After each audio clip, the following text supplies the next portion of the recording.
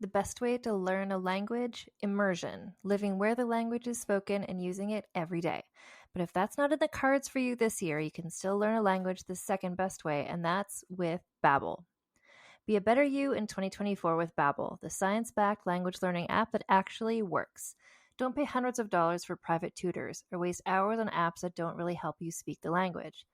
Babbel's quick 10-minute lessons are handcrafted by over 200 language experts to help you start speaking a new language in as little as 3 weeks. Babbel's designed by real people for real conversations. Babbel's tips and tools are approachable, accessible, rooted in real-life situations, and delivered with conversation-based teaching so you're ready to practice what you've learned in the real world.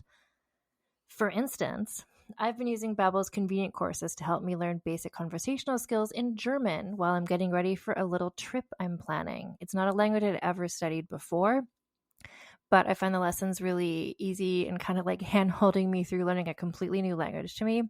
And it's reassuring to know that with the help of Babbel, I'll be able to greet people, order food, and ask for directions without having to consult language apps while I'm in Deutschland. I'm still learning. Studies from Yale, Michigan State University, and others continue to prove Babbel is better. One study found that using Babbel for 15 hours is equivalent to a full semester at college. Babbel has over 16 million subscriptions sold. Plus, all of Babbel's 14 award-winning language courses are backed by their 20-day money-back guarantee. Here's a special limited-time deal for our listeners. Right now, get up to 60% off your Babbel subscription, but only for our listeners at babbel.com/vulgar. Get up to 60% off at babbel.com/vulgar, spelled BABBEL.com/vulgar. Rules and restrictions may apply. Seeking the truth never gets old, even when it hides in the shadows. Immerse yourself in the world of June's Journey, a free-to-play hidden object game set in the roaring 20s. Solve the mystery of the devious gossip spreader and celebrate our 7th anniversary with exclusive events, never-before-seen decorations, thrilling mysteries, and exciting giveaways. The adventure and the gossip awaits. Are you ready for the journey? Download June's Journey today for free on Android or iOS.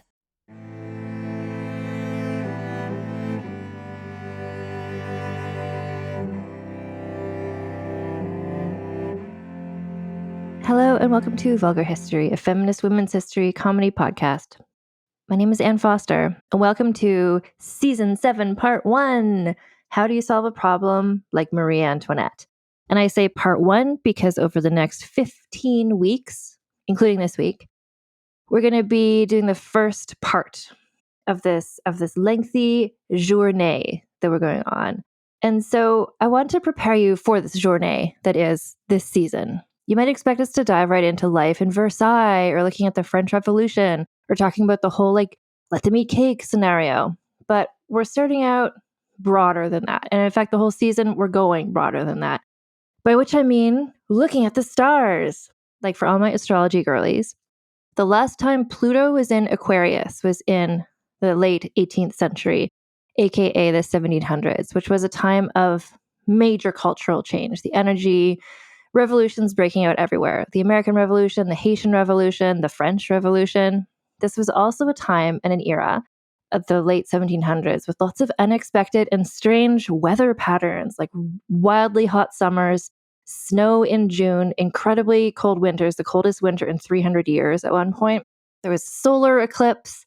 Just the more that I read about the era in which Marie Antoinette lived, the more I saw similarities to our world right now. And more than ever, people all around the world are affected by things that happen in other countries. And Marie Antoinette's world was similar. And the same way that if you were going to talk about one person living in today's world, it's like, well, what are the effects of so many other cultures and countries and history and politics? Everything's so connected. So Marie Antoinette's life ended during the French Revolution. Spoiler, if you didn't know that. The French Revolution itself was inspired by other revolutionary revolutions that were happening in other places. The Haitian Revolution. It was also connected with the American Revolution. And there's also lots of other revolutions that people, smaller scale, ones that maybe weren't as successful. Some people's lives themselves are revolutionary. It was just a time, this energy. It really reminds me of these days and right now. And basically, like the major best-known revolutions, For instance, the French Revolution, the American Revolution, just people anywhere being colonized by the British or the French felt the impact of these battles and these wars, like not just the people who were actually in the front lines fighting, but also the people who were farmers and like the people living on the streets and stuff. Prices of things were affected by all these battles. Often when these revolutions are talked about, it's looking at like who were the leaders and what were their philosophies and what were the battles and stuff like that. If you're familiar with this podcast, or if you're not, welcome. I'm not into battle history. I'm not into the history of the very well-known white men who are most often discussed, because those stories, you can hear them anywhere. There's so many excellent podcasts to tell those stories. I am interested in looking at the stories of people who are less looked at, but who were affected by these decisions other people were making, the way that I and you out there listening are affected by the big decisions being made by today's leaders. So if you're like, yes, great, and that's great, but why aren't you talking about Versailles and the famous mistresses and all the kings called Louis and the Habsburgs and everything this week, or in the next 15 weeks? So to which I say, Hepburn is here, my cat. If you don't know, she likes to be on the podcast too. Eventually, I'm going to get into that. We're going to just get to it. Marie Antoinette's story is bigger than just the palaces she was living in, or who were her specific friends, or her siblings, or the French royal family. Like, we're going to talk about that, but this story is so much bigger. To understand her story, we need to understand what was happening all around the world. So when Marie Antoinette is looked at or discussed, often people talk about her style, or they talk about her fashion, her lifestyle, and then also how her life was cut short, how she was executed as a victim of the French Revolution. And at the same time, there's lots of other people whose lives were short and ended tragically, because this was a time where poor people, marginalized people, working class people were living through this time of great inequality. I'm talking about them then, but also kind of now, where the rich people were so unbelievably rich. People like Marie Antoinette, like her life was separate and different from a lot of people, but she's not the only person who ended up dying in tragic circumstances. But this was also a time where the foundations of society were being challenged. It was a time of rage and fury, but also optimism and kind of hopefulness that maybe the way that society was structured, like maybe the poor people, the marginalized people, maybe there would be a way that they could get more power, get more opportunities. And also the revolutions of this era that we're going to be looking at over the next 15 weeks weren't just the major ones that succeeded. So season 7, part 1, we're looking at people from all walks of life, none of them royal, who lived various kinds of revolutionary lives, as we begin to answer the question that we're going to be looking at for a very long time. So get ready. How do you solve a problem like Marie Antoinette? So in these next 15 weeks, some of the episodes I'll be hosting myself.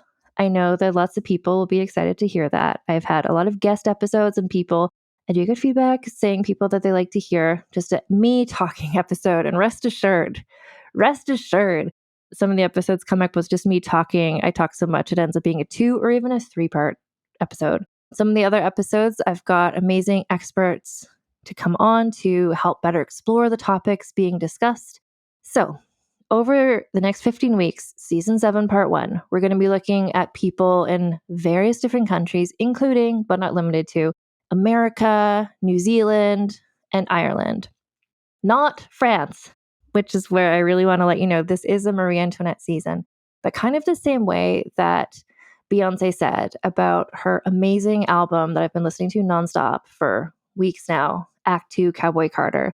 She said, and not to compare me to Beyonce or this season to that amazing, groundbreaking album, but she said, it's not a country album, it's a Beyonce album. So for this, I'll say it's not a Marie Antoinette season as much as it's a vulgar history season. And Marie Antoinette is kind of the patron saint that connects everything all together. And so while the stories we're looking at initially may seem, at first glance, disconnected or unrelated to Marie Antoinette and her story, each person is connected to her in ways we're going to discuss in each episode. So we're starting off in the country where I live, Canada, and we're going to be looking at one of the most revolutionary figures in Canadian history, Marie-Josephe Angelique. So I really want to shout out my main reference, my main source for this episode, which is a book called The Hanging of Angelique, The Untold Story of Canadian Slavery and the Burning of Old Montreal by Afua Cooper. And this is, I don't want to tell you the end. I mean, the book is called The Hanging of Angelique, The Burning of Old Montreal. You know a few things that are going to happen in the story. So there's a question of, did Angelique commit this arson or not? And Afua Cooper spent, I think, 15 years, she says in this book, researching this, looking at so many documents and all kinds of things. And she came to the conclusion that Angelique did commit this arson that we're going to talk about, spoiler. And so because this is my main resource and because I really trust in the work that Afua Cooper has done, that is going to be my take on this as well. There are people who think that she didn't do it. And I respect that point of view. But my main source is coming from a point of like, she did do it. So that's where this podcast is going to come from. So I'm going to be quoting from this book throughout. It's a fantastic book. I really recommend reading it to really sit with this story. There's so much context that she gets into in the book that I won't have time to talk about in this podcast, but it's so good. I also got some more information because I wanted to see how the story has been written about and other points of view, and also some updates, some things that happened since the book was written. So I got information from Wikipedia, from also, and these links are all in the show notes, from a Global News article, the Canadian Encyclopedia.ca, and then also an article about a film about her from this.org, which I'll talk about later. So to get into this story, and we'll do some place setting. So a few weeks ago, I had the episode about the Nelder, the woman from northern Canada. And we talked in there about the fur trade and things like that. We've also talked recently, we had the episode about Matoka, aka Pocahontas, talking about English colonization in North America. And so we're looking at French colonization in what is now, what was then and what is still now called Montreal, a city in what is modern day Quebec in Canada. And so just to set a context for this place and time and how did this all come to happen. So the area known today as Montreal has been inhabited by Indigenous people for something like 8,000 years. The oldest known artifact found there was from about 4,000 years old. So by around 1000 AD, nomadic Iroquoian and other peoples around the Great Lakes began to adopt an agricultural lifestyle. So like maize, aka corn, and so some more settled lifestyles. And we've seen this a lot with the places where people settle all around the world. Egypt and places like there is a river, the St. Lawrence River, and wherever there's a river, there's fertile land, and that's where you can grow stuff. And so that's where kind of societies tend to build up. So fishing and hunting in nearby forests supported a full diet. By the 14th century, the people had built fortified villages. The first European to reach the area, and so this is in the history of colonization, there was first, in terms of European, I'm going to say like quote unquote successful colonization, like there's various Europeans kind of came and visited and left, but the first people who kind of came and stayed, so that's like Christopher Columbus in what is now like Haiti, like that region. Hernan Cortez went to Mexico. And so the English and the French got in on this whole situation, and they were kind of going more up north because that's where the Spanish wasn't. So the first European to reach the area was in 1535. 70 years later, Samuel de Champlain arrived, and he decided to establish a fur trading post at Place Royale on the island of Montreal. And this is the history of Montreal in this region. Like in this story, it's like fur trading. Like there's not gold here like there was in Mexico or somewhere, but the fur was really important.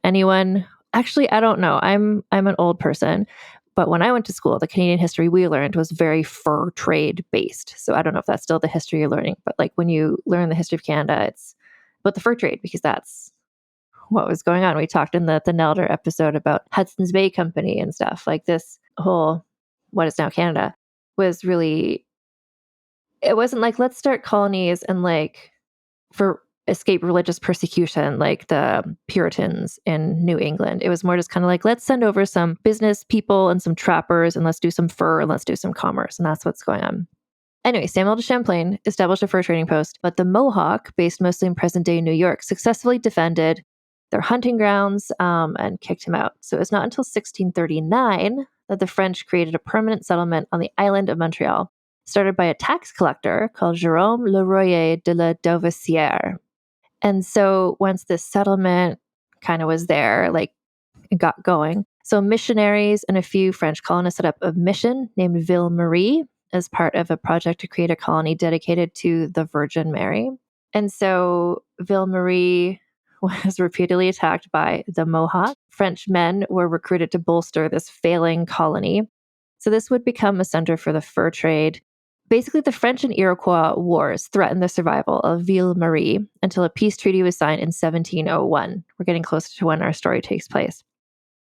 With this great peace treaty, Montreal and the surrounding areas could develop without fear of being raided by the Iroquois. So by 1716, the French population had grown to just over 4,000 people, French people, while the native population was just over 1,000. Migrants came from all different parts of France. A lot of them came from rural areas, not a lot from the larger cities, because I guess people in the larger cities in France were like, we're good. Why would we leave? And so these migrants came from different groups, the French migrants, and the largest of which were indentured servants. So people who kind of had to work a certain period of time to achieve their freedom. So they were just on a contract it's not exactly the same as slavery, and it's not exactly the same as being in prison, but it's just kind of you're on a contract that you can't ever leave. Like you're on contract to do this work forever. So due to the importance of Montreal to what was now being known as New France, because there's also Quebec and some other places, so fortifications started to be built. Like they started to build a wall around the city just to kind of keep invaders out. In 1721, a fire devastated the settlement. And the guy in charge passed an ordinance that called for several things. One of them was like, please stop using wooden shingles on your roofs, because when you have wooden shingles and a fire starts and the buildings were also close together, the fire would spread really quickly. There's also a rule that everybody, if a fire started, everybody had to like grab a ladder and some buckets and come and help fight the fire. This is gonna, just remember that, because there's gonna be another fire. And did they follow these rules? We'll see. So that's what's happening. That's the setting of this whole saga. And then we get into our main character, who is Marie-Josephe Angelique, who I'm going to call Angelique because in the book by Afua Cooper, that's what she calls her. A lot of what we know about Angelique comes from her own words from later trial transcript. She explained that she had been born in Portugal, and she's probably born around 1705. And if I consult my increasingly long spreadsheet of people we've ever talked about on this podcast, just to sort of appreciate who was around when. So like Tanaldather was born probably around the same time, the late 1600s, early 1700s. Mary Toft in England, who pretended to give birth to rabbits, born 1701. Empress Elizabeth of Russia, born 1709. So those are some people who are kind of around at the same time. Marie-Josephe Angelique, born in Portugal. So probably in Madeira, which was a possession of Portugal in the Atlantic and island. So Portugal, let's talk about Portugal, was the first European country to engage in the chattel slave trade in Africa. Portugal really made slavery of African Black people happen. Portugal was big in this game. So in Madeira, enslaved labor was used primarily in domestic agriculture, which was tied to the sugar plantation system. And one of the reasons why Portugal got all in on like chattel slavery was because when the Spanish first conquistadored the Americas, the genocide of the indigenous people there meant that the Spanish people had a need for more enslaved labor because the indigenous people were all being killed. And so ownership of Black slaves was extremely prevalent. A historian named A.C. Saunders said, except for beggars, people, and this is Portuguese people of all classes, from laborers to kings, owned Black slaves. We've talked in this podcast before about just the marginalizations and the way that Muslim people and Jewish people in Spain and Portugal had a lot of prejudices against them, a lot of laws telling them what they couldn't do. But in this case, even Muslim and Jewish people were able to own Black slaves. Just that was what was happening. So women like Angelique, the sorts of work that they would be called upon to do in their enslavement would be midwives, wet nurses, hairdressers, laundresses, water sellers, coal vendors.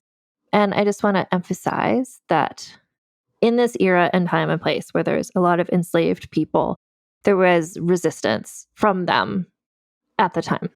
So people fighting back, people trying to escape slavery. Some enslaved men whose job was to oversee like olive groves and vineyards. They would do things like they would burn the olive groves and vineyards. If their job was to keep sheep and cattle from trampling the planted fields for agriculture, they would release the sheep and cattle so that the fields could be trampled. These things happened so often that the government tried to ban enslaved Black people from working those jobs because so often did they resist in this way. Enslaved women, it was not unheard of for them to talk back or insult their white owners, which we know because there was criminal records filed against Black female street vendors who did exactly this. And we talked about this in a while back. I had an interview on this podcast with Nikki M. Taylor about her book, Brooding Over Bloody Revenge, Enslaved Women's Lethal Resistance. So that's a nonfiction book. And that's actually what got me thinking about Marie-Josephe Angelique, because she mentions her briefly in this book. And so in that book, she's talking about the resistance of enslaved Black women against the people who owned them through things like this, talking back, but also by murdering their owners and things like that. So this story, the story of Marie-Josephe Angelique, is very much a part of that, of the resistance that Black slaves would manifest against their owners. And so in this setting where slavery was happening, anytime an enslaved woman had a child, the child would inherit the status of the mother, e.g., an enslaved person. So chances are this is how Angelique wound up in this life situation. So she grew up in Portugal, probably in Madeira. And at some point as a young woman, she wound up in Flanders, which was at that point a Dutch-speaking country. So perhaps her Portuguese owner sold her to somebody else, or perhaps the Portuguese owner moved to Flanders. But once she got there, she was sold to Nycus Block, a Flemish man. And so the connection between Portugal and Flanders all centers on a city new podcast listeners might not know, but I have feelings about Antwerp. Antwerp is the city that I once visited as a child. And as my name is Anne, my family lovingly yet annoyingly made numerous jokes about Antwerp, and I, Anne, was a twerp, and I hold that against the city of Antwerp and will for the rest of my life. Whenever Antwerp comes up in a story, I'm just like, oh, Antwerp again, but it comes up a lot because it was this hub of trade. And so there was a lot of like warehouses, I guess. So Portuguese trade would go through Antwerp to get to like the other places where it was going. Flemish merchants distributed the Portuguese colonial products, like the stuff that the Portuguese were getting from their colonies. The Flemish merchants would distribute those to the rest of Europe. And so Angelique was there in Flanders for a while. And then Nycus Black, her owner, wound up in New England, probably because of the same trade economy for merchant reasons. We don't know how long she worked with him or where they lived, but we do know when she was around 20 years old, he sold her to a man whose name was Francois Poulain de Francheville. So what we know about Angelique, and we do know quite a bit. I mean, the records are there. Afua Cooper really pulled them together to make a narrative, but we know from later court transcripts of her explaining her thoughts and her feelings. She missed Portugal. Portugal was where she had been happiest. That was what she considered her home. Everything that she experienced in the New World, she associated with misery and sorrow. Her goal and dream was to escape and to take a ship back to Portugal and to be there again. Which brings us to a brief explanation of the concept of slavery in Canada. And so this is also something that I'm relearning, reteaching myself, because Canada has done, it's not like a concerted PR job necessarily, but just like Canada has the reputation of being like a nice place full of nice people. And I think the fact that during the mid-19th century, escaped Black slaves were brought north to Canada for freedom. We talked about this a bit in the episode where we talked about Mary Ann Shadd Carey, because slavery was abolished in Canada before it was abolished in the US. So when I, as a younger person, heard about slavery in relation to Canada, it was just in relation to like, oh, but we didn't have that here. This is where this like enslaved people could go to be free, comma, incorrect. So like, well, it is correct that because slavery ended in Canada before it did in the US, that people did come here in the 18th century. But Canada, like New France, like it was founded by English and French people where slavery was done. And so people came over here and they owned enslaved people. Slavery was an institutionalized practice in Canada for over 200 years. So unlike the US, where the economy was based on enslavement, like with a plantation model in the South and stuff, Canada was a society with slaves. So again, if you listen to that episode with Nikki M. Taylor about her book, she's talking also about sort of like in the northern US and what slavery was like there, which was similar to what it was in New France as well, which is kind of more like people working around the house, people watching the children, people tending the field. So it's not this huge plantation with hundreds or thousands of enslaved people. It's more just slavery just looked different here, but there was still slavery going on and it was still terrible. And I'm not going to say one kind of slavery is better or worse than the other. It's all terrible. I will say that just looking at the story of Angelique, you see that one of the special challenges, I guess, of being in the situation she was in is that you're living in the same house as your owners. So you're living under their roof. They can watch you every minute of every day, like micromanaging what you're doing. You're also vulnerable to things like sexual assault by your owners. That's the context of what this life was like for her. And so again, similar to what happened in with the Spanish colonies, the ongoing genocide against Indigenous people led the white colonists to look elsewhere for people to enslave. Although there were enslaved Indigenous people as well, and there's some of them who are going to come up in this story. So in order to develop the French colony as quickly as the French wanted to, they needed a labor force. They needed a larger people like to build and stuff, and ideally people they wouldn't have to pay, e.g. enslaved people.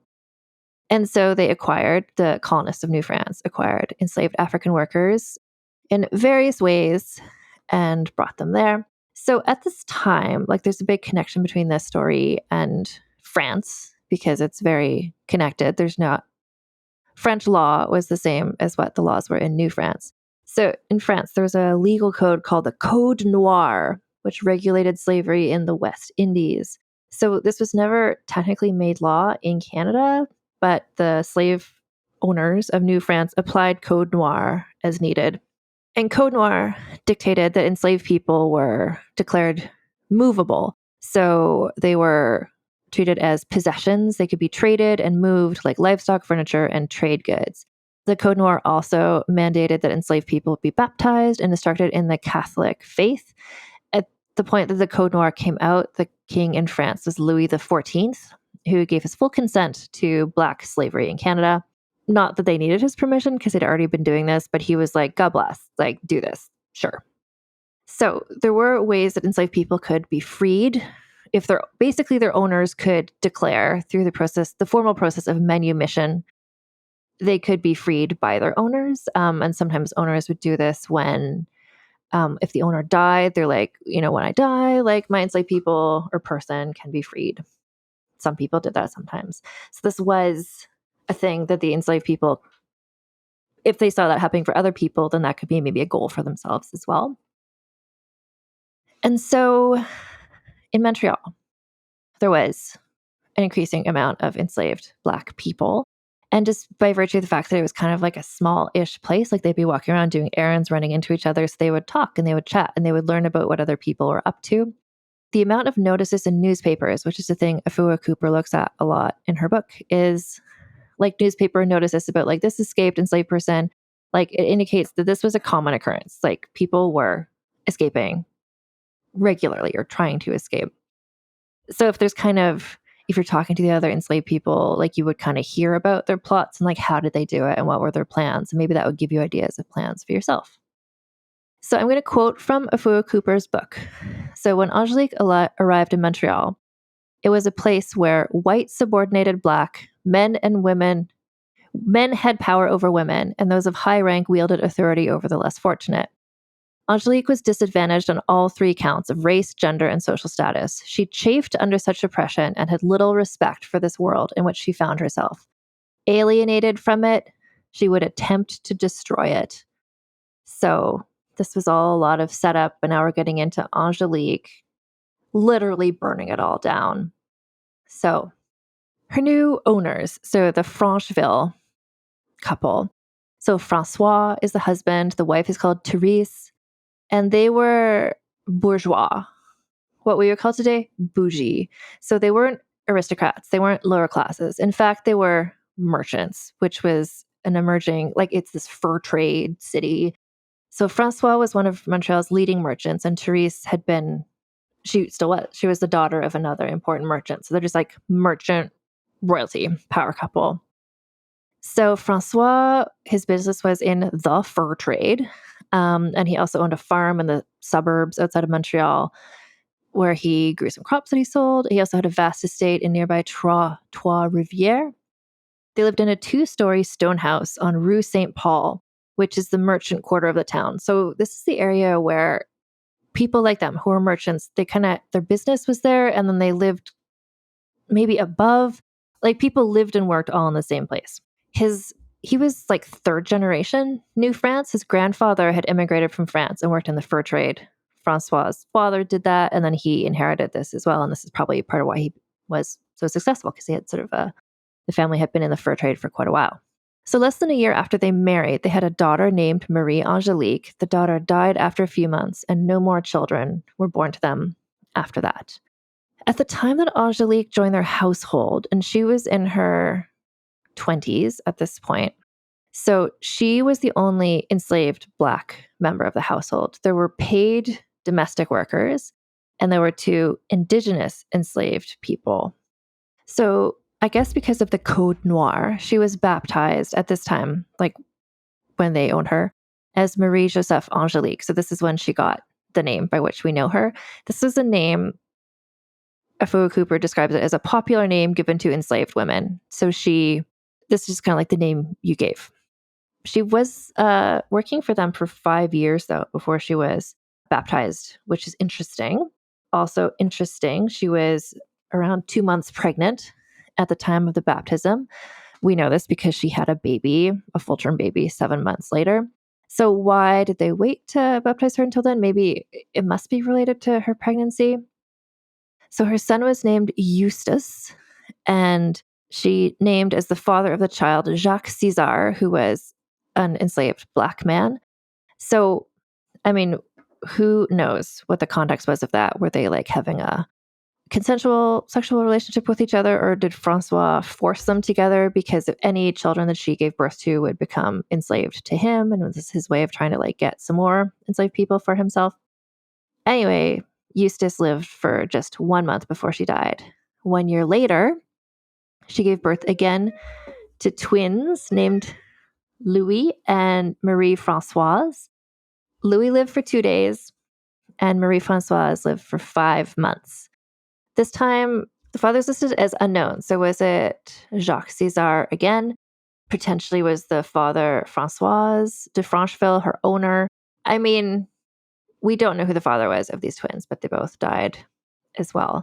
Anyway, but we do know that by 1733, the relationship between Angelique and Jacques César had ended because there was a new man on the scene, and she was now in a consensual romantic relationship with Claude Thibault, who was an indentured servant. So Claude was white. He was from France.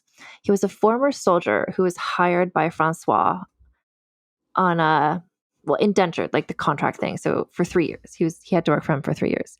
He was from France near the Swiss border, and he and Angelique became lovers. So she might have already known him like before he was hired to work in the same house as her, because he was a soldier there. And their house, where she lived with the Franchevilles, was right across the street from the Hôtel Dieu, which was a hospital run by nuns. And she is known to have gone there to like visit patients to, I don't know, just to like cheer them up or whatever. So she might have met him when he was a patient there. Also, she had free time. Like we know that she kind of like walked around. She would sometimes like hang out, talk with the soldiers. So she might have known him just as a soldier. Anyway, Thibault was kind of the ideal partner for her because he also gave no fucks. He was not a loyal or hardworking worker for Francheville. He was really mad about being in this contract. He spent most of his time scheming how to break the contract and head back to France. And so he and Angelique, obviously, like she just wanted to get back to Portugal. So they just started plotting like a way to escape together. So as a former soldier, he knew about the terrain around the town. So he kind of would know like, oh, this is a route we could take. This is what it would look like. And because he was a white man and she was a Black woman, if they were seen outside of town together, he could pretend like, oh, this is my, like, she's enslaved to me. Like, it would be more suspicious for her to escape by herself because, like, a Black woman wasn't ever really traveling by herself. But with him, they would kind of, maybe they could get away with it. And so they're just like scheming. And in the midst of all this, Francois, the owner, died during a smallpox epidemic. Because he and Therese had no surviving children, Therese was his heir. So she inherited the business, the home, everything. And she was Therese, like, because her father had been a merchant as well. She knew about merchant biz. So she took over all of that sort of stuff. And a few weeks after he died, Angelique went to Therese to ask for permission to leave Montreal and to be manumitted to leave slavery. And the way she asked this so quickly perhaps implies that Francois had promised her this and she was following up on it. And also at the same time, Claude Thibault was coming to the end of his 3-year contract working for the Franchevilles. And he was presumably planning to go back to France. So it makes sense that she would ask to leave so like they could head back to Europe together. Therese denied this request. Therese is an asshole, just so you know. Previously, like even when her husband had been alive, she used to regularly whip Angelique. She was terrible to her. And it seems like after Francois died, Therese became even more aggressive towards her, which F.O. Cooper suggests is maybe to do with maybe Francois had been regularly assaulting Angelique and maybe Therese was jealous about it. And now that Francois was dead, she could really act on those feelings. But Angelique, once she was refused to be freed, used her words as a weapon because that's what she had. Afro Cooper describes this as Angelique going on a small reign of terror in the household. She talked back to Therese. She threatened to kill her by setting her on fire. She argued with the other servants in the household, also threatening to burn them. In fact, so Angelique made life so unbearable for one of the paid servants, a woman named Marie-Louise Poirier, that Marie-Louise quit her job because she just like couldn't deal with it anymore. An example of the stuff that got between them that made them argue is stuff like Angelique was like allegedly drinking brandy that belonged to Therese and going out after dark when she wasn't supposed to. Marie-Louise tried to stop her and Angelique told her. So Angelique said, if Angelique ever went up in Portugal and there were any French people there, Angelique would burn them all like dogs. They weren't worth anything. So she hated New France. She hated France. She hated the French. And most of anything, she hated Therese, her owner. So Therese had, at this point, like Marie-Louise was like, I'm leaving this toxic work environment. Goodbye. And Therese was like, ooh, actually, I'll tell you a secret, which is that I am actually planning to sell Angelique in the spring. At this point, it was late December, at which point she's like, Marie-Louise, like, if you can hold on until the spring, like, I'll hire you back once Angelique is gone. And the reason why she couldn't sell, why Angelique couldn't leave right away was because the river, the Canadian winter, like it was December, everything was frozen, boats couldn't come or go. Like there was no way for her to get rid of Angelique until the river melted. Meanwhile, Claude Thibault was also disobedient and insolent. Therese just couldn't control either of them, much as she seemingly tried to. And so, in fact, Therese made arrangements to sell Angelique to a guy in Quebec. The sale price was 600 pounds of gunpowder. And Angelique found out about this, or from one of the other servants or enslaved people, or just like, it's a small town. They're all living in a house together. Like, she found out. And tensions escalated. even more between her and everybody else, to the point that Therese was afraid of living under the same roof as Angelique and Claude. She was afraid they were going to murder her. I mean, I think correct fear. They are going to. So just to sort of like have somebody else in the house, she had her young niece Marguerite come to live with her, who was like a 5-year-old girl. And then, so that was like December. So now we're in early February. Therese removed Angelique and Claude from the house just because she was so afraid of having them there. Specifically, her specific fear was that Angelique was going to burn down the house with her in it. So Angelique and Claude were sent to live with Therese's brother-in-law, who had been given instructions to keep Claude employed and to keep Angelique there until the ice on the river melted, at which time she would be put on a boat to her new owner in Quebec. Angelique told a woman that if Therese sold her, she would make Therese burn. I would make her repent. I would make her burn. The woman was like, Angelique, you'll be hanged if you do that. And Angelique laughed and said that would not bother her in the least. So at the new house with the brother-in-law, Angelique warned Claude like not to agree to be hired for a job, because if he did, then he would be indentured again and he wouldn't be able to escape with her. Even the servants there knew about the plan, like that they're just waiting for the ice to melt to be able to send Angelique to Quebec. And she's just like, fuck this. So within 12 hours of arriving at the brother-in-law's house, Angelique's bed and Claude's blanket were found to be on fire. Other people in the house put out the fire, and Angelique begged one of the other servants, don't tell the owner about this. Like, it's cool. Like, don't let him know about me, the person constantly threatening to set things on fire. Don't tell him that I clearly set this fire. So they didn't get in trouble over this because the fire was put out pretty quickly. And then one night later, Angelique and Claude took off. They stole 3 deer skins on their way. And before they left, Claude apparently told another servant he was going to Quebec and Angelique was going to Europe. This was not a spontaneous decision. They had nearly fled even before, like back when they're at Therese's house, not at the brother-in-law's house, but Claude wanted to wait for Therese to return from a trip because she owed him some wages and he wanted that money. But during the time they were waiting to escape, he had hid some loaves of bread in a barn across the river in anticipation of them needing food for when they left. So this is kind of the opposites. Like Therese was waiting for the river to melt so she could send Angelique away. But Angelique and Claude were waiting for the river to freeze enough that they could escape by like walking on the frozen river. And indeed, when they left the brother-in-law's house, the St. Lawrence River was frozen solid. So they just like walked across the river and made their way to a place called Chambly. And from there, they could reach a port. They hoped to reach a port probably in New York City. This was a route that was popular with fur traders. And then from New York City, Angelique would hope to catch passage back to Portugal.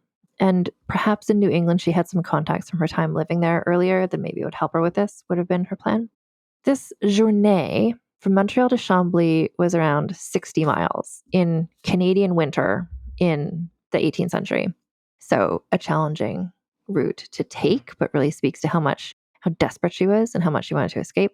But as soon as they took off, meanwhile, back in Montreal, a manhunt was on for their capture.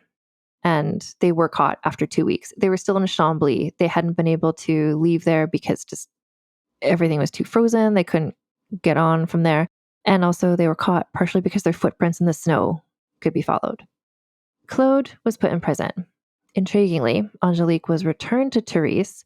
And the reason for that, and she wasn't whipped or punished, but the reason was because Therese was still kind of just like holding her until the river melted and Angelique could be sold to the guy in Quebec.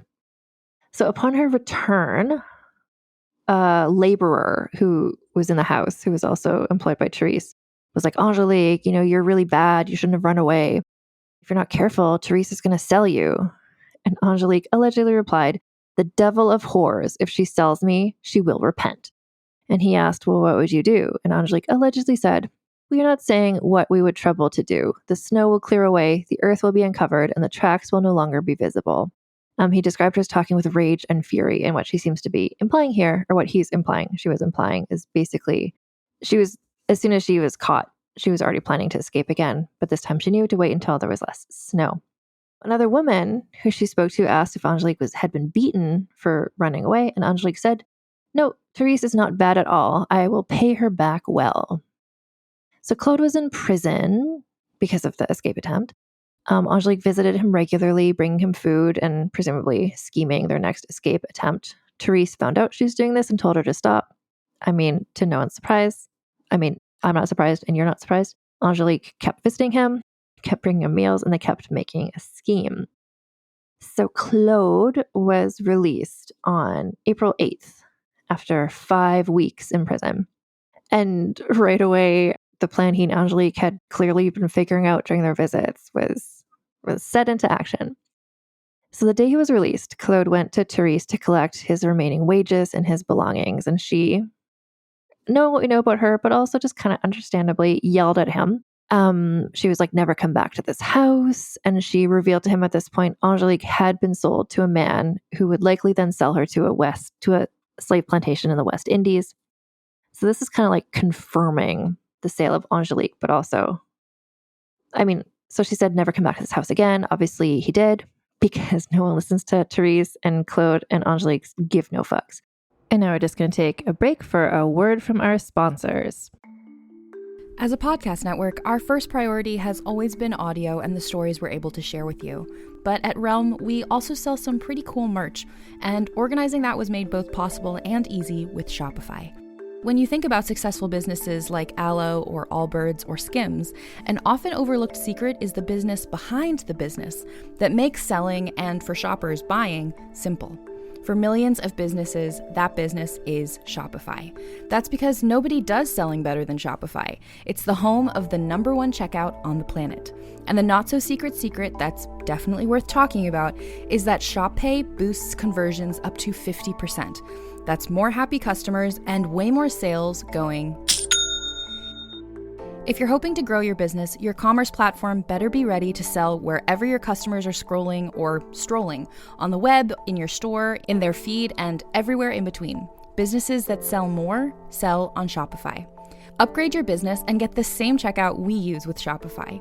Sign up for your $1 per month trial period at shopify.com/realm, all lowercase. Go to shopify.com/realm to upgrade your selling today. Shopify.com/realm.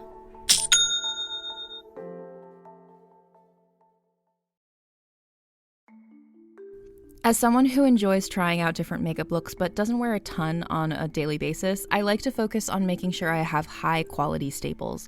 And regardless of your makeup routine, you've probably seen Thrive Cosmetics Viral Tubing Mascara. I've certainly seen it everywhere. It's in that turquoise tube and it's become my go-to for mascara because it doesn't clump or smudge and it comes off really easily with just water. So that mascara, along with all of Thrive Cosmetics beauty products, are certified 100% vegan and cruelty-free. Their bestsellers have thousands of 5-star reviews, and it's easy to see why. Their products are great. I love a multi-purpose makeup product, and their brilliant eye brightener is perfect to use as eyeliner, eyeshadow, even highlighter. I'd recommend using shade Stella for that. They all have a shimmer, and Stella is this really pretty champagne color that looks great on a variety of skin tones. Something I also didn't know from all the mascara videos I saw is that for every product sold, Thrive Cosmetics donates either that same product, another product that's needed more, or a monetary donation towards 8 major causes, including those impacted by cancer, domestic abuse, and veteran and education organizations. So refresh your everyday look with Thrive Cosmetics. It's beauty that gives back. Right now, you can get an exclusive 20% off your first order at thrivecosmetics.com/thrive. That's Thrive Cosmetics, CAUSEMETICS.com/thrive for 20% off your first order.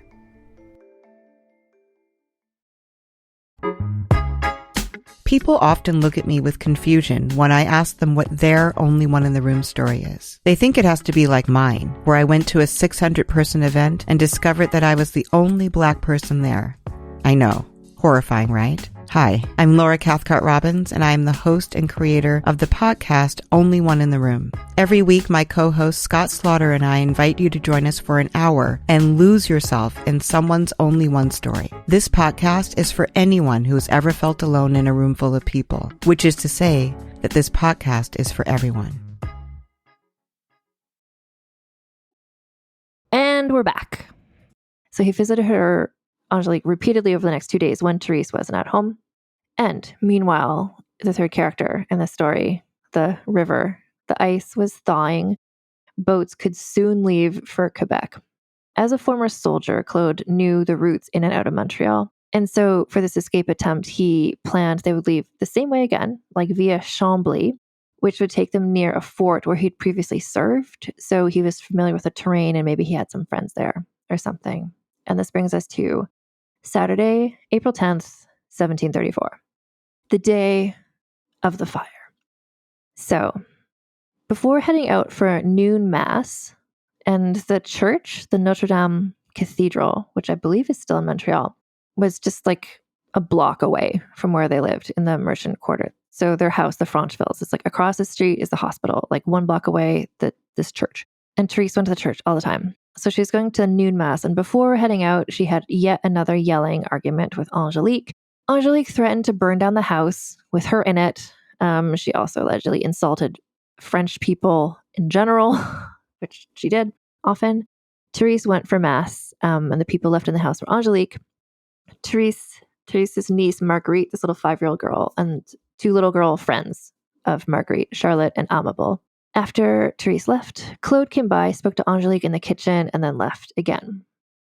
So after the mass ended, Therese returned home. Angelique went on an errand to a nearby house, stopping to chat with a woman named Marie Manon, who was that house's enslaved Indigenous woman.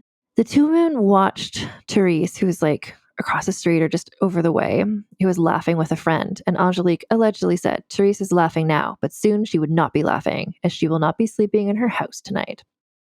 Angelique said so many incriminating things. Like a lot of this comes up later. We're getting to the trial where there is so many witnesses and there's a lot of overlap in what they said Angelique said.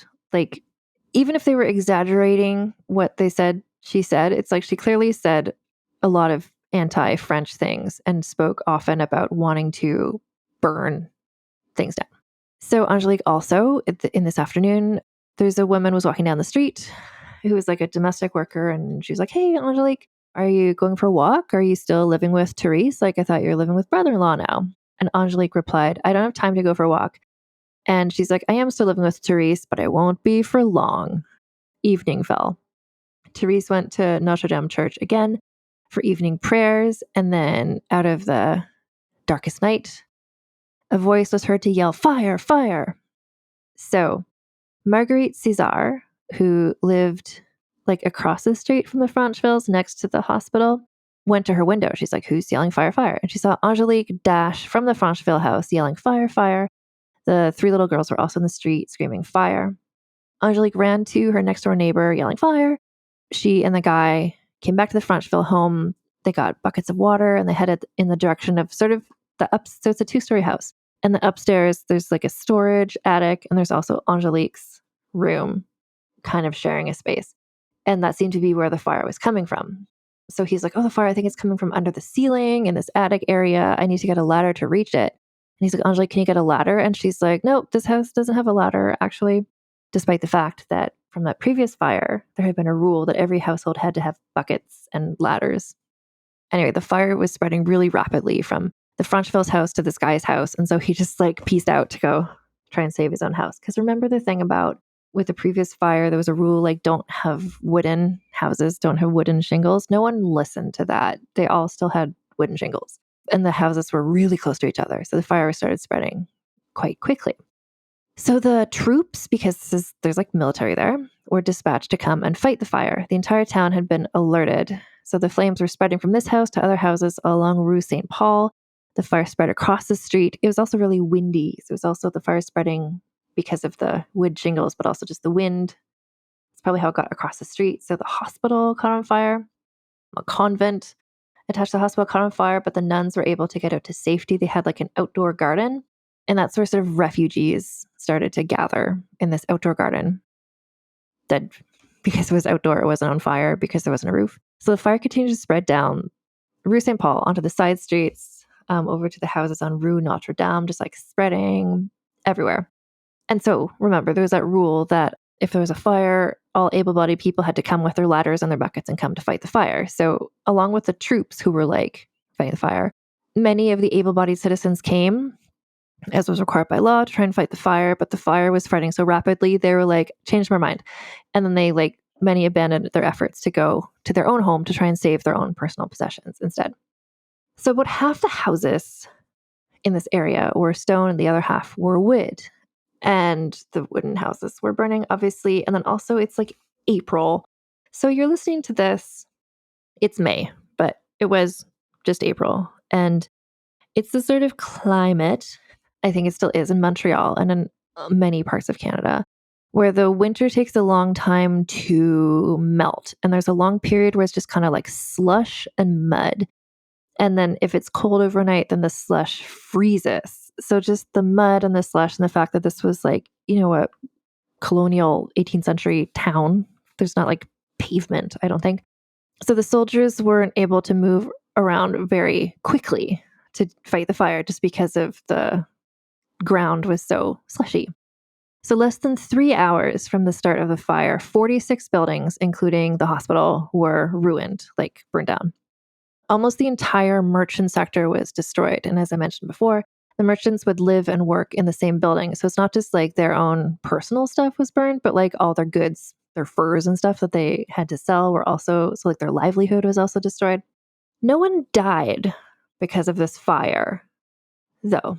And some of that credit is due to everybody just being on the ball and fleeing quickly, but also the troops. Even while the able-bodied people kind of stopped fighting the fire, the troops kept going. And so they helped, I guess, put out the fire as quickly as possible. One former soldier who didn't help fight the fire, Claude Thibault, who was sitting in the outdoor garden of the convent with the other refugees, and the nuns had brought everyone food and blankets and were taking care of them.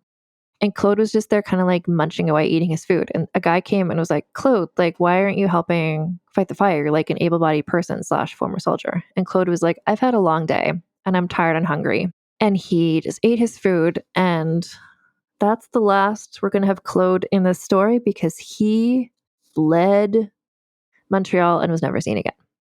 Although, JK, one more thing that Claude did. So after the fire, maybe before he was eating his food, Angelique and Claude were seen together helping to move some of Therese's property to the open garden at the hospital. As they were doing this, Therese confronted Angelique, saying bitch, you set the fire.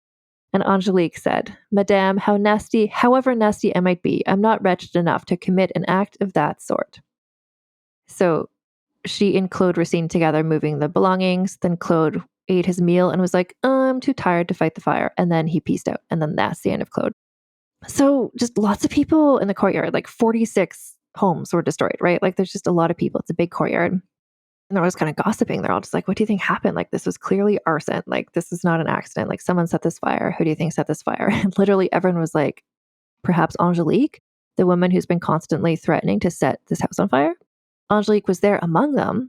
And she overheard that this was being said. And she said, I would not be so stupid as to do that. And then this is a bananas turn that I was like, what? So suddenly a drummer came down the street, just banging his drum. Behind him, the town crier. Who did the town crier work for? Not sure. But the town crier is just a guy with an opinion at this point. And he just was like, hoye, hoye, town crier here. I'm here to announce.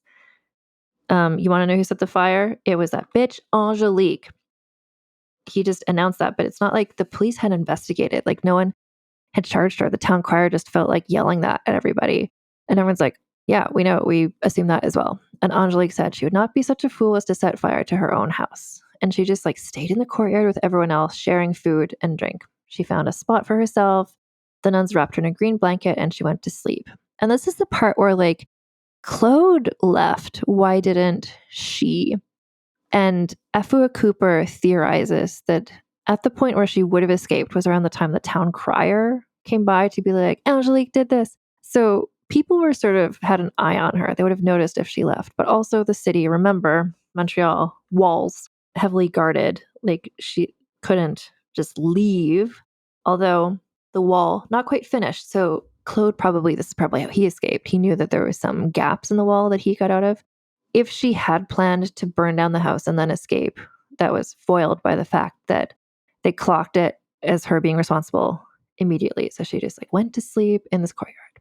So before dawn even broke, the police started investigating. And everyone they spoke to was like, we're pretty sure Angelique set this fire. So they went and found her. She was still in the courtyard wrapped in her blanket. And they suspected that she and Claude had done it together, but because he was nowhere to be found and they had to blame somebody, so they just turned on her. She's taken into custody, stayed in jail for one day, and then one day later, like 2 days after the fire, April 12th, criminal proceedings against her began, which is like, that's the speed of this. It's not similar to contemporary criminal justice system. But a trial began, or an investigation/trial, because even though everyone said she had done it, she couldn't be condemned without a trial. And the way that the court system worked in France, which is what they're implementing in New France as well, was that it was the thing where you're like the presumption of guilt. So like it's up to you to prove you're innocent. So she kind of had no chance. And so this is where I'll say that after reading F.O. Cooper's book, I am of the camp that I believe that she set the fire. When you see how many people say, oh, she talked about wanting to burn the house constantly, I saw her do all these suspicious things, like she probably burned down the house. Like it is possible somebody else set the fire. I will say the fire started next to her bedroom and she was seen going up there at the time the fire was set. So like there is obviously, it's like what we talked about earlier, like she's like a Black enslaved woman, like she's triple marginalization, like she's like the lowest rung in this society. So like of course that would be a person who could maybe be a scapegoat, but it's like, but everybody said her. Like people weren't suspecting other enslaved Black women, like everyone said her. So at least just she was so well known as a person that, so like was she a scapegoat for somebody else's thing they did? Possibly, but to me, unlikely. At this point, Louis XIV, the king, had forbidden lawyers from practicing in New France. Don't know why. But so this meant that Angelique had to defend herself in this court system in which there was a presumption of guilt. So like, I mean, good luck, but this seems pretty impossible for her. She didn't give up though. So she's transported to the courthouse and she's being charged with arson. And arson was considered a capital crime, meaning it was punishable by death. If death was not recommended, then the other options would be things like severe physical punishment, long-term imprisonment, or banishment. But also bear in mind, the people investigating this were like among the people who had lost all their houses and possessions, so they were not objective. And they're also kind of out for vengeance against the person who they saw as having set fire to literally the entire city. So the trial guidelines, I guess, only required the testimony of 2 witnesses. By the time this ended, they brought in 24 different people, including the 5-year-old girls. And everybody had all these examples of extremely suspicious things Angelique had done or said, often right before the fire. Before she started yelling, fire, fire, fire, like she was seen going up to the attic, then coming downstairs, and she's kind of like walking up and down the street, kind of like looking at the house as though she's waiting for it to actually catch on fire so she could yell, fire, fire, fire. There was a thing where the little girls who were there, she prevented them from yelling fire earlier, where it's like, because she wanted it to spread, perhaps, potentially. Like everything she did was incredibly suspicious. And up to the fact that like she had constantly been telling people like, oh, I'm going to burn that bitch. Like, I'm going to burn my house. Like she had a real fire compulsion. And maybe she's thinking back to in Portugal about how the enslaved Black men had burned down the vineyards and stuff. She's just like, that's what I'm going to do too. Anyway, she had a real fire fixation. So she's questioned. She's questioned numerous times and she always maintained her innocence. One of the questions they asked her was, what did you know about being sold? And she said, I had heard that they were going to send me to the West Indies for what I had done by escaping with Claude for New England. Therese said I was too mischievous and that she did not want to deal with me anymore and that I was always quarreling with her servant, that I was always creating a commotion in the house. When asked if she had threatened Therese, Angelique said, I never threatened her with any such thing. Whenever my mistress sometimes mistreated me, which was not very often, I would become angry and leave the house, but I never said anything close to what you were asking me. And they had been giving her examples of like, did you say that she was a dog, that you wanted to burn, that you were going to destroy her life? She's like, no, I did not. So anyway, she's sent back to prison. More testimonies were sought by more witnesses. So people like brother-in-law, the enslaved people and servants. After they talked to 19 witnesses of the eventual 24, Angelique was brought in again. This is like weeks are passing. Angelique was brought in again for more questioning. And they were like, talk to us about the scenario where the bed and the blanket were burning in brother-in-law's house. And she said, my blanket caught fire because it touched the furnace. A servant awakened me. Claude's blanket also caught on fire because he was sleeping close to the fireplace. That's all. And she was questioned over and over again. Some details of her story changed, which is like, I think anyone's would, whether you were lying or not. Like if you're being questioned almost daily over a series of several weeks and you're being fed like bread and water and living in this tiny prison cell and like, you're going to be executed at the end of this. It's like, yeah, it's like, so the lawyers sometimes were like, haha, before you said this and now you said this. And she's just like, okay, but I'm confused.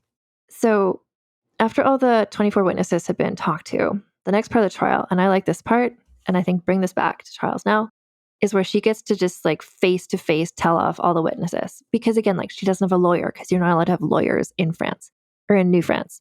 So she just got to have all the witnesses in front of her and then she could just kind of like tell them off, which the vibe to me is like a Bravo Housewives reunion sort of opportunity. So the indigenous enslaved woman, Marie Manon, the one who had related to the court the story about how Angelique had said like she's laughing now, but she won't be laughing soon when I burn her house down. Marie Manon was like, yeah, that's what you said to me, Angelique. Angelique said to Marie Manon, you are a miserable liar and a vile person. She got to face off with former servant Marie-Louise, the one who had quit after Angelique kept trying to sneak out after dark. The one who had, in her testimony, Marie-Louise was the one who brought up that Angelique had said she wanted all Frenchmen burned like dogs. Angelique said, I never said that, but I did say that the French weren't worth anything. Yes, I did say that. She says in a court of French people deciding her life. Like, she gave no fucks. Angelique. She just made this a movie, Anyway, but she continued to deny her guilt. So the judge kept calling more and more witnesses and re-questioning the same ones to try and prove her guilt. Because without a guilty confession, although there was like presumption of guilt, he just felt like he couldn't find her guilty unless there was like even more witnesses. F.O. Cooper, in her book, wrote, quote, there is no doubt that Angelique was a determined and feisty woman, even manipulative. And part of why they kept questioning her is because the judge wanted her to implicate Claude. And so a possible defense she could have had was like, oh, Claude was behind it and he made me do everything, but she never threw him under the bus. And in fact, the judge wanted to demonstrate that actually she was manipulating Claude, like she had been the mastermind behind everything because he wasn't there. So they had to make it seem like she was behind everything. Then in another sort of like make this a TV show, Therese was brought into jail to confront Angelique, I guess to try to get her to confess. Obviously that didn't work. Months passed, like the fire was April 10th. The trial started April 12th. It's now June 4th. Finally, the judge is ready to give a sentence. So the trial had gone on for nearly 2 months. Angelique was found guilty. Her sentence was she was sentenced to be tortured until she gave up the name of her accomplice, Claude, then to have her hand cut off, and then to be thrown alive into a fire. But just a reminder that the people offering this sentence had basically all lost their homes, furniture, livelihoods in the fire she had set. So again, they're not objective here. But this is sort of like a standard sentence for a capital punishment in France or New France. And the part about the detail about being thrown alive into a fire, this was like in a special like Catholic thing, because it's like if you burned alive, then it's something about like you can't get into heaven. So they're also like sentencing her to like go to hell forever. Usually in France and New France, execution happened the same day the sentence was delivered, but that did not happen here because, surprise twist, the king's prosecutor announced his intention to appeal the case, which is weird because he was the prosecutor and he was the one who had been mounting the case against her. And now he wanted to appeal the sentence. Anyway, so now she had to go to Quebec to present her appeal because that's where that happened. So it took about a week for Angelique and entourage, everyone to get to Quebec, the river. It was June. The river's unfrozen. People are able to like travel again. So on June 12th, she was brought to the highest court of the land, led by the most powerful men in the colony, who were, just to note this, like all owned Black enslaved people. So they were very powerful, and they were pro-slavery, anti-her. And so they decided a new punishment. So instead of hand cut off, thrown in a fire, she would still be tortured to name her accomplice. Then she'd have to wear this like big white baggy shirt with nothing inside of it, have a rope put around her neck, and then holding a glowing torch, like a literal torch, electricity, not a thing, holding a glowing torch weighing not more than 2 pounds, she would be brought to the greatest church in Montreal, where she would have to confess and atone for her sins, then be led to a place in public where a special gallows had been put up, and then she would be hanged. And after she was hanged, her body would be set on fire and the ashes thrown to the wind, which is a lengthy sentence to say. This is, but I guess, less severe. So there's not the hand cut off. There's not the burning alive. So I guess she would still get to heaven potentially. And they're like, great, that's your new sentence. So then she's sent back to Montreal again, this time in a canoe with various other people going down the river. One of the other people in the canoe with her was a guy named Mathieu Levaillier, who I need to tell you about because he was also an enslaved Black person. So Mathieu Levaillier was the torturer / executioner of New France. So 1 year prior, the governor of New France was like, I can't get anyone to stay in this job of like torturer / executioner. Nobody wants this job. This sucks. So he obtained, I guess purchased, from the Caribbean island of Martinique, an enslaved Black man / convicted murderer, Mathieu Levaillier. And they were like, Mathieu, here's the deal. You can either be executed or you can take the job of executioner in New France. And he's like, I choose executioner. So he never really adapted to life in Canada. So he was, I don't know, Mathieu, like he was from the Caribbean. I don't know if he had been born there, if he was from Africa, but either way, like he never adapted to the cold temperatures and things in Canada. And in fact, 2 years after all of this, he died of pneumonia. He was only in Quebec for 3 years and he did his job. And this is probably the best known part of his job he did because he was the torturer / executioner of Angelique. So the date of her execution was set for June 21st. And that morning, she's subjected to, remember, part of her sentence was like, she'll be tortured until she gives up her accomplice. And so that happened. Mathieu was brought in to torture her. It was a legs-based torture that I won't get into, but it meant that she couldn't walk afterwards. But once again, they asked her to confess. At first, she was like, no one helped me. I did not set the fire. But then the torture commenced, and then she gave in and said, yes, I did set the fire, but she didn't name anyone as an accomplice. They kept torturing her, and she wouldn't give up anyone else's names, which is like either she's protecting Claude or Claude really didn't do it, or she doesn't know that they want her to say Claude, but she never said anyone's name. Or she was just like, fuck you. Like, you want me to say an accomplice? I will die before I do that. And she does. She doesn't die now. But anyway, she didn't give up Claude as an accomplice. And so then she was given last rites by a priest. And then she's put in the like white shirt, which is like a big baggy shirt that hung down to her knees. And then because she wasn't able to walk because her legs had been wrecked in the torture, she's put in like a garbage cart type thing. And then they gave her this torch to hold. And then they headed to Notre Dame Cathedral to confess and to beg God for forgiveness, which she did. And then they took her in her cart with her torch down to where the special gallows had been put. So the justices in Quebec really wanted this to be public. They wanted everyone to be able to see this happen because people were out for blood. Like she had burned down the city. A lot of people were really mad at her and they wanted to watch her suffer. So the gallows had been set up actually just on the street outside of where Teresa's house had once stood. So the setting of the fire. And it was on a Monday, which is a day when people did not work. I'm not sure what that is about, but let's bring that back. So just everyone was like either lined up on the street watching her in the cart go to the church and then to the gallows, or they're at the gallows watching it. Mathieu oversaw the hanging. So she was hanged. This is when she dies. She was 29 years old. So her body, after she was hanged, the corpse stayed hanging for 2 hours so the people could come and see it. And then, as per the instructions, she was cut down and then thrown in a pyre, and her ashes were thrown to the wind. So in that sort of vulgar history thing where we talk about what are people's tombs? How are they remembered? Like she's nothing. Her ashes were just thrown to the wind because this was not a person who the city of Montreal wanted to commemorate at that time.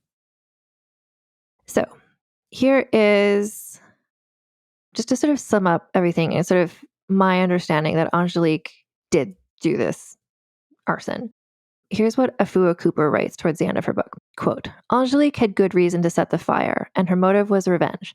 Angelique was an abused slave who was bent on fighting back. She detested the French in general, her mistress in particular, and wished them all dead. She was a slave, but she had no respect for and fear of her mistress in particular and white society in general. Mentally, she was beyond the control of those who exercised authority over her. She had decided she was going to take fate into her own hands by burning down her house of bondage. The black slave woman from Portugal, whose body was an item of commerce in the hands of whites, passed from master to master, from port to port, she whose name changed so many times over the course of her short life, whose body was whipped by Madame Francheville and perhaps used by Sir Francheville, would have her revenge. She would roast, burn, and grill them, and so to do to them what they had been doing to her all her days. With determination, she blew hard on the coals in the crossbeams, and they burst into flames. So in terms of what happened next, I will just note that the 1734 fire did lead to new and more effective fire prevention regulations in Montreal, and maybe everybody would start paying attention to the regulations they were supposed to have been doing anyway, of not using wood and having a ladder and buckets and coming out to fight fires, etc.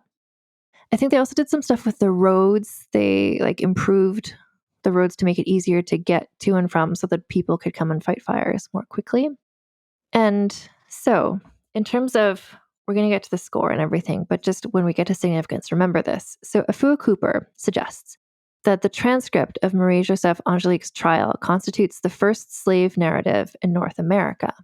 So this is from 1734, and the trial transcript includes a lot of what she said, and a lot of what she says is I was born in Portugal, this is my life story, this is what I did. Other than this 1734 trial transcript, the first recognized slave narrative was published in 1760. This was called A Narrative of the Uncommon Sufferings and Surprising Deliverance of Britton Hammond, a Negro Man. So that's 26 years later. So the trial transcripts were not written by her, but they were related by her, and they show her words and her story. Afua Cooper says the trial documents must be read as the first piece of Black literature, written and oral, that we have in Canada. Afua Cooper, further on, just to clarify the importance and the significance of the way that Angelique spoke during the trial and what we see of her personality coming out of this. Quote from Afua Cooper, when Angelique faced the judges of New France, she demanded her place in history, and she made visible the enslaved as a thinking, feeling, intelligent, and complex human. So in terms of recognizing her, remembering her, and kind of embracing her story. So in 1995, a playwright named Lorena Gale wrote a play called Angelique, which is based on transcripts of the tribunal. This was published as a book as well. In 2006, a plaque was erected on Sainte Therese Street in Old Montreal, and the plaque was erected not far from the site of Angelique's death, / also where the fire was. And this ceremony was presided over by then Governor General Michaëlle Jean, she's a Canadian, she is still an alive person, but she is a Black woman. She came to Canada as a refugee from Haiti. So I think there's another sort of context of her being the one to preside over this ceremony, honoring Angelique's life and story. In 2012, actually on February 23rd, 2012, which is the International Day for the Remembrance of the Slave Trade and its Abolition, the public square across from Montreal City Hall was named Place Marie-Josephe Angelique in her honor. So Dan Phillip, the head of the Black Coalition of Quebec, said that publicly admitting Angelique's existence, that slavery ever existed in Montreal, helps erode the myth that Canada's history was shaped exclusively by the British and the French. In 2016, a short film entitled C'est Moi by Howard J. Davis explores the history of Angelique set against the anniversary of Montreal's founding. And so we're going to score Marie-Josephe Angelique on the Fredigan Memorial Scandaliciousness scale. There's also going to be a special. We're going to do another scoring type situation for her in 1 second. But first, where does she fit into this? The pantheon of people we've talked about on the show. The first category is scandaliciousness, which is a straight up 10, like Marie-Josephe Angelique.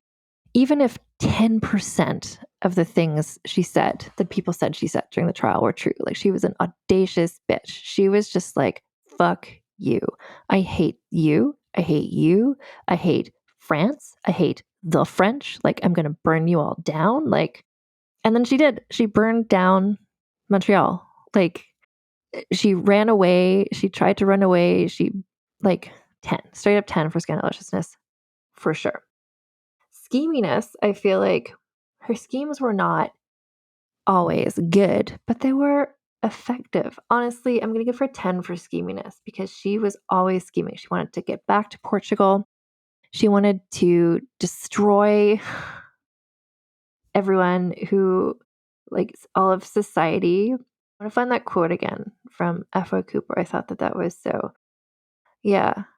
She had little respect for this world in which she found herself. Alienated from it, she would attempt to destroy it. Like, all she wanted to do. There was a part where somebody said, well, I mean, if you burn down your mistress, then you might get hanged. And she's like, good, bring it on. Like, the scheminess, the nihilism, iconic. Significance is interesting. So I went on a trip to Montreal a few years ago before I had read this book. I knew about Marie-Josephe Angelique, but I'm not an experienced traveler. I should have researched stuff better. But I was like, well, when I'm there, I presume I'm going to run into some sort of monument about her. And I didn't, because I was looking for a statue or something. And what there is there's a plaque. And then there's this park named after her. So I like that significance. And I like that she is being recognized. Because at first when I went to Montreal and I didn't see anything obvious, I thought, oh, well, of course I don't want to recognize her. She like burned down the city. Which is an interesting thing as well. I think it's in the F.O. Cooper book too, that other countries like Australia and like the United States have a history of sort of celebrating mavericks and rebels and people who buck the trend. And Canada doesn't really celebrate people in the same way. That sort of like individuality, it's not part of the Canadian national identity. And so for a long time, Marie-Josephe Angelique wasn't really celebrated or talked about. I think because as this culture, and there's lots of cultures that came together to be what is now Canada. But in general, sort of the idea that is presented of Canada is just kind of like, I don't know, like a kind of socialist thing where people look out for each other and it's all like, we're all team players. And so trying to fit a story like this into a national narrative, it's harder. So I find her incredibly significant, both like she burned down Montreal and that improved fire regulations and maybe prevented other fires in the future, but also just representative of the enslaved Black population of Canada. Her story is significant also as the first recorded slave narrative. Like, honestly, and this is what you get when it's an Anne only episode and there's not a guest to mitigate what I'm about to say, but I'm going to say 10. I'm going to say 10 for significance from Marie-Josephe Angelique. The sexism bonus.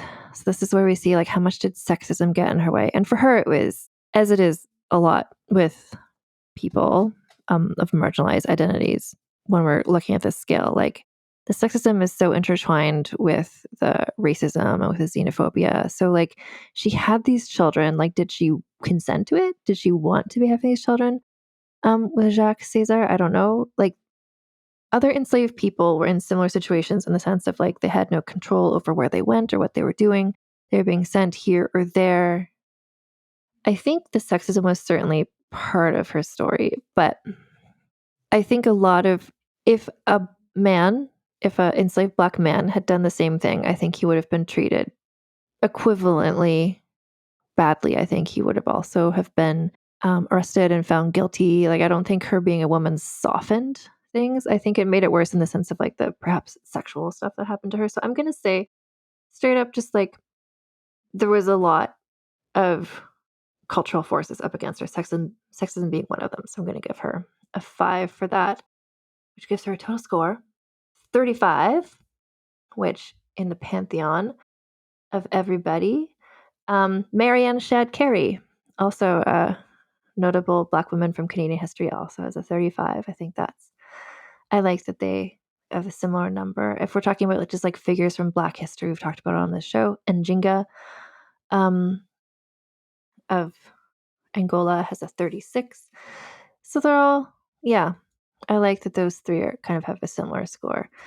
So because this is Vulgar History Season 7, How Do You Solve a Problem Like Marie Antoinette, Part 1, Age of Revolution. So I want to bring everything back to Marie Antoinette because, this story is just like, what does this story have to do with Marie Antoinette? Well, it's like, well, her name is Marie. She did speak French. But just to kind of connect, like I explained at the beginning, sort of what we're doing with this series is we're starting very broad and then we're getting closer and closer in eventually to Marie Antoinette herself, but just kind of like the cultural forces that were out there in the world. And so what Marie-Josephe Angelique did, like it's not a revolution in the sense of like a bunch of people who upset the status quo, but it's a revolutionary spirit. And this helps to sort of the way that because of increased mobility, because of trade, including chattel slave trade, like people in different countries were interacting more with people from different cultures than they had before. And how does that affect the way that culture develops? Anyway, so if we're looking at this section, which I call Nothing But Net, which we're looking at how many degrees of separation is this person from Marie Antoinette herself. So, and here's the connection that I found. So the buildings, like Montreal itself, had been designed by a man called Gaspard Joseph Chaussegros de Lery, who was the chief engineer of Louis XV. He was the person who designed a lot of the structures in New France. And so at first he designed them. After the first fire, he was like, oh, let's just like improve them this way. Maybe don't use shingles. After this fire happened, like right after the fire happened, he was in New France and he went there and he's looking around to sort of figure out how can I better design this city. So he was there breathing the same air as Marie-Josephe Angelique, looking at the remains of the fire she had set.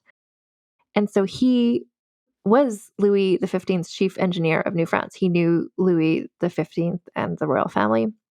Louis XV is the father of Louis XVI.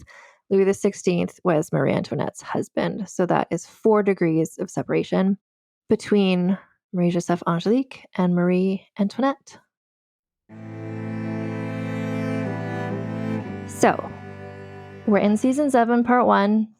The next 15 weeks, we're going to be looking at all kinds of different people, and I'm going to be posting all over the place. So if you want to keep up with what other people are thinking about these episodes or these people, or what images I'm sharing of all the different things, like I am on Instagram at Vulgar History Pod. That's the main place I am. And also I have a Patreon where I'm going to be posting, well, every week you can, if you become a paid member of the Patreon, which is at patreon.com/AnnFosterWriter. For $1 a month, you get early ad-free access to all the episodes. For $5 or more, you get early ad-free access to the episodes as well as bonus episodes, and whichever tier you're on, there are chats there. There's an open chat for everybody at the $1 a month level. On Patreon, you can get it on the website or else in the Patreon app. Then there's special chats for people at the $5 a month or more level. And there's also Discord that you'll get information to join if you join the Patreon at the $5 or more a month level, because I really am so interested in hearing what everybody thinks about everything we're going to be talking about this season, especially because we will be spending some time in North America. And I know that there are some listeners in the United States, for instance, who have long wanted to hear your history discussed, and I'm going to do it in my own Canadian tits out manner. I also have a Substack if you want to just like follow me everywhere and all the places online. My Substack is called Vulgar History a la carte, and it is more of like a sister project to this podcast. It's not like, here's a newsletter about literally what the podcast was this week. It's just sharing other writing that I'm doing, that I have done about other topics at the moment on Substack. So I have a weekly newsletter that goes out every week. And at the moment, we're looking at Tudor history, the women of Tudor history.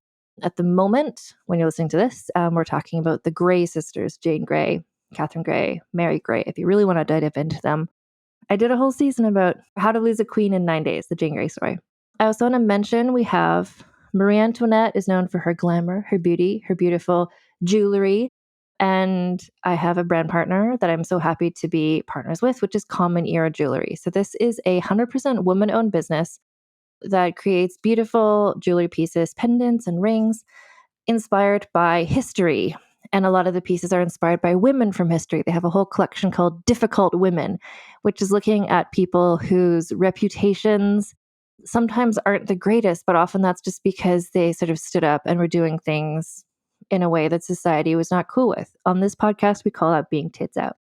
In Common Era, she's classier, and she calls that the Difficult Women collection. So they have people featured in that collection, like Cleopatra is there, Agrippina is there, Anne Boleyn is there, but also figures from mythology like Medusa and Aphrodite for all my sapphics. There's a Sappho piece as well. Anyway, all these pieces are available in solid gold as well as in more affordable gold vermeil. And Vulgar History listeners can always get 15% off all items from Common Era by going to commonera.com/vulgar or using code VULGAR at checkout. And if you want to vibe with this podcast in a visual way, if you want possessions that remind you of some of the in-jokes from this podcast and that sort of thing, I do have merch available at vulgarhistory.com/store. Or if you're outside the US, because that takes you to the TeePublic store, which is great for Americans, the shipping is more expensive elsewhere. So if you're elsewhere, I also have a Redbubble shop, which is vulgarhistory.redbubble.com. And as of yet, I don't know what the merch is going to be for season 7, part 1. And that's where you all come into it. Because honestly, the best ideas I've gotten for merch for Vulgar History come from you, from things that you pull out of an episode that you like hearing, or just an in-joke that you've noticed has developed, or just a phrase or anything. So just let me know all the ways you can contact me. So Instagram, those various chats on Patreon and on Discord. Or you can also email me. There's a form at vulgarhistory.com where you can send me a message, or you can email me at vulgarhistorypod@gmail.com. If you're in Montreal and you see any of the Marie-Josephe Angelique things, the park or the plaque, take a picture and let me know. I love to see Tits Out Brigades paying their respects to these different places. And yeah, next week we're going to be here. We're going to be looking at the next story is maybe I don't know. I was going to say it's the closest. Like Marie Antoinette herself is mentioned, but she doesn't actually. You'll see what I mean next week. But anyway, we're going to be going to Vienna. We're going to be popping in Europe to see a music-based story. And I'm really excited for you to hear that. And I'm really excited to finally have the season going. And until next week, keep your pants on and your tits out. Vulgar History is researched, written, and hosted by Anne Foster. That's me. The editor is Christina Lumagi. Theme music is by the Severn Duo. The Vulgar History show image is by Deborah Wong. Transcripts are written by Aveline Malik. Find transcripts of recent episodes at vulgarhistory.com.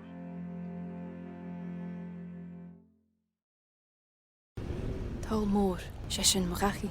Talmor is my home. My family have worked the land for generations. My gran says the island does not belong to us, but we belong to the island. And we must be ready, for a great evil is coming, and death follows with it.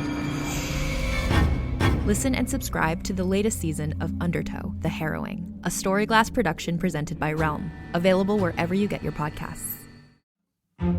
Nowadays, trends and news cycles change faster than we can blink. But there are some things that withstand the test of time. And if you're looking for a connection to something timeless, and maybe also a glimpse of life at a slower pace, I believe everyone can relate to the very human experiences explored in Jane Austen's novels. And that's where I come in. My name is Alison Larkin. I'm a writer, comedian, and narrator and host of the Jane Austen podcast with Alison Larkin.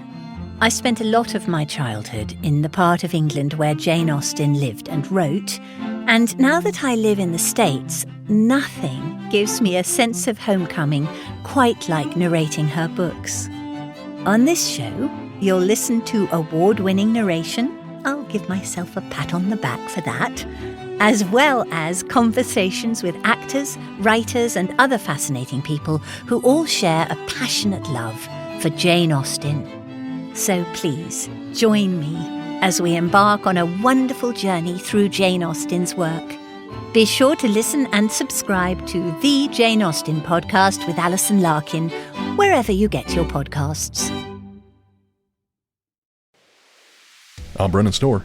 I'm Paul Bestall. We're the Ghost Story Guys. And every 2 weeks, we explore first-person stories of encounters with the paranormal from all around the world. Then we have some fun reacting to those stories. We like to say our goal is to scare the hell out of you, then make you laugh. Belief in the paranormal is not required. All you need is a love of great storytelling and curiosity about the world around you. Subscribe to the Ghost Story Guys now on your favorite podcatcher to hear episodes like High Strangeness in Chicago, The Mystery of Missing Time, and The Haunting of Vietnam, along with dozens of others. We've talked about mythical bridges, doppelgangers, haunted seaside towns, and so much more. Remember that story about the guy who was trapped inside a dream and something was hunting him? That was upsetting. Yes it was. Want us to help ruin your sleep?